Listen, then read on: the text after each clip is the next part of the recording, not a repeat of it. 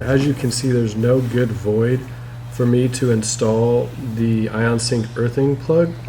So for this particular shoe, we're going to be using what we sell, which is called a Skive.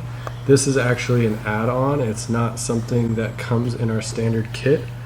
And what we're going to do, this has like a very sharp tip to it, and we simply just kind of run it through the lugs that we want to remove, and it simply just kind of plows the material out, and we're just trying to create like a nice void where we can install that plug.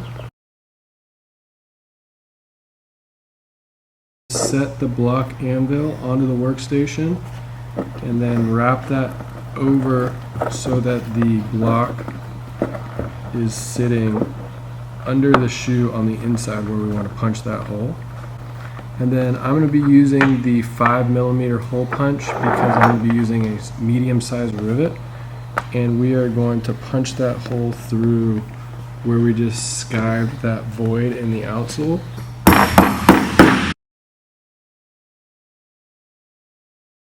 I'm just going to feed my medium-sized iON sync earthing plug through the outsole, and then it makes its way poking out. And now I'm just going to pull and kind of wiggle. This time I'm going to do it with my hands and show that you can do it with either your hands or a pair of pliers, and you kind of feel it pop through, and then the barb is exposed on the outsole side. Now I'm going to use some scissors this time, and I'm going to cut it on the cut indicator line or higher. So just line up the scissors, rest them on the outsole, and snip it off. And now our barb is kind of exposed on the bottom side. That's going to make a strong mechanical fastening through the sole, make a nice compression fit watertight seal. And now we have a pair of iON sync grounded earthing boots.